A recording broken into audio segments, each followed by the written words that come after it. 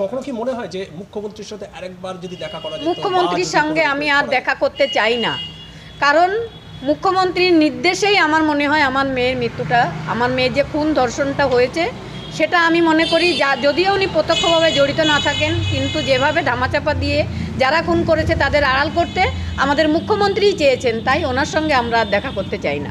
এতদিন হলো এই প্রথম সমবেদনা মুখ্যমন্ত্রীর মুখে। উনি কীরকম সমবেদনা জানেন সেটা জানি না, উনি যা মুখে সমবেদনা বলেন পেছন থেকে বলেন যে যা করছি ভালো করছি, এরকমই ব্যাপার। আমি তো এই 15-16 বছর ধরে উনি যে ক্ষমতায় আছেন আমি দেখতে পাচ্ছি, তো 14 বছর মনে হয় ক্ষমতায় আছেন উনি, এইভাবেই রাজ্য চালাচ্ছেন। উনি তো প্রথম দিনই সমবেদনা জানিয়েছিলেন, রাত 2:15 থেকে সমস্ত ওয়াচ করেছেন। উনি যে সমবেদনা সাজাচ্ছেন না, মানে পেছন থেকে বলছেন যে ঠিক আছে ভালোই করেছি, এরকম হতে পারে। ডেথ সার্টিফিকেট না, এখন ডেথ সার্টিফিকেট আমরা পাইনি, আগামী 2 দিন আরো দেখবো, তার না হলে আইনের দ্বারস্থ হবো আর কি করবো। তাহলে গত 9 আগস্ট ঘটনা ঘটেছে, তার কতদিন পরে দেওয়া উচিত, মানে নিয়মে কি বলে? পরের দিন আমাকে তো পরে 1 সপ্তাহের মধ্যে দিয়ে দেওয়া উচিত ছিল। তারপরে প্রায় 6 মাসের বেশি হতে। হ্যাঁ, ওদের নেগলিজেন্সি, ধামাচাপা দেওয়ার যে 25টা যে আছে এইটা প্রকাশ্যে আরও প্রকাশ্যে, এটা তার একটা উদাহরণ। তার মানে একদিকে মৃত্যু, সেটাকে নিয়ে একটা ছেলে খেলা করা হলো ধামাচাপা, তারপরে ডেথ সার্টিফিকেট সেটাকে নিয়ে একটা, মানে সেটা তো এখন যা অবস্থার মধ্যে আছে দিতে পারবে না মনে হচ্ছে কোনো রকমভাবে। রাজনৈতিক কোনো চাপ রয়েছে জানি না কি উদ্দেশ্য আছে তাদের, প্রশাসনিক কোনো চাপ।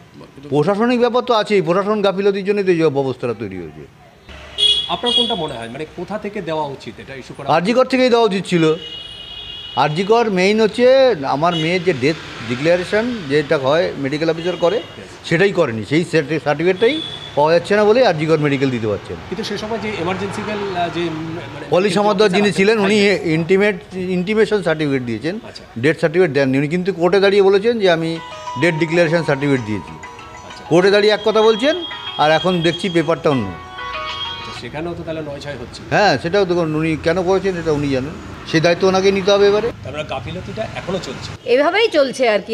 আমার মেয়ের যে ওখানে একজন কর্তব্যরত ডক্টর, সেটাই কেউ মনে করেনি, এবং এটা যে একটা প্রাতিষ্ঠানিক খুন, এটা যে আমাদের একমাত্র মেয়েকে হারিয়েছি সেটা নয়, সমাজও তার একটা ভালো চিকিৎসককে হারিয়েছে, এবং আমার মেয়ের স্বপ্ন সবই হারিয়েছি আমরা, কিছুই আর নেই অবশিষ্ট।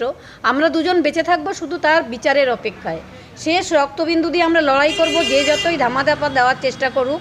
এই যে বিচারের নামে যে প্রহসন আমাদের সঙ্গে করা হচ্ছে, এটা আমরা কিছুতেই স্বীকার করে নেব না। মুখ্যমন্ত্রী একটু মিটিং করলেন ডাক্তারদের সঙ্গে, আজকে বাড়ালেন, পয়সা বাড়ালেন জুনিয়র ডাক্তারদের যারা ইয়ে রয়েছে তাদের। ওনারা তো জানেন টাকা দিলে সব পাওয়া যায়, সেই টাকা দিয়ে সব কেনার চেষ্টা করছেন। উনি তো আমাদেরও বলেছেন টাকা দিয়ে সব, টাকা নিয়ে ওনার দলের লোক বলেছে টাকা নিয়ে ফুটুন, এই ধরনের মন্তব্য করেছে। টাকা দিয়ে সব করতে পারে, উনি তো প্রথম দিন থেকে টাকা দিয়ে আমাদের চাপা দেওয়ার চেষ্টা করছিলেন, কিন্তু পাচ্ছেন না। সেই জন্য আজকে ডাক্তারদের আন্দোলন যাতে আর না করে, সেই জন্য ডাক্তারদের টাকা পয়সা বাড়িয়ে ডাক্তারদের গায়ে হাত বুলিয়ে চেষ্টা করছেন।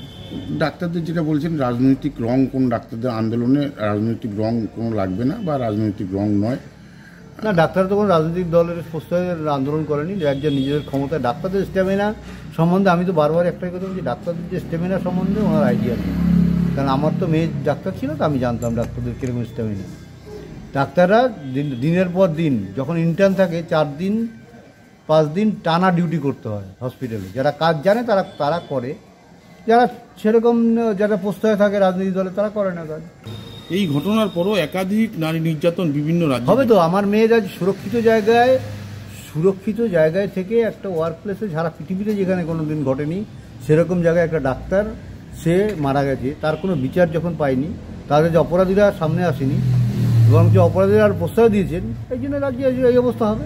যত এরকম করবেন তত আরও এই সমস্ত ঘটনা ঘটবে। অপরাজিতা বিল কতটা গুরুত্বপূর্ণ ভাবছেন? অপরাজিতা বিলে 7 দিনের মধ্যে উনি দোষী সাব্যস্ত করে ফাঁসি দেবেন বলেছেন। উনি তো লোয়ার কোর্টে ফাঁসি করে দিলেন, তারপরে 461 জন যে ফাঁসির আসামি আজকে আমাদের বিভিন্ন কোর্টে বিভিন্ন কারাগারে বন্দী আছে, তাদের কি হচ্ছে? কিছুই তো হচ্ছে না।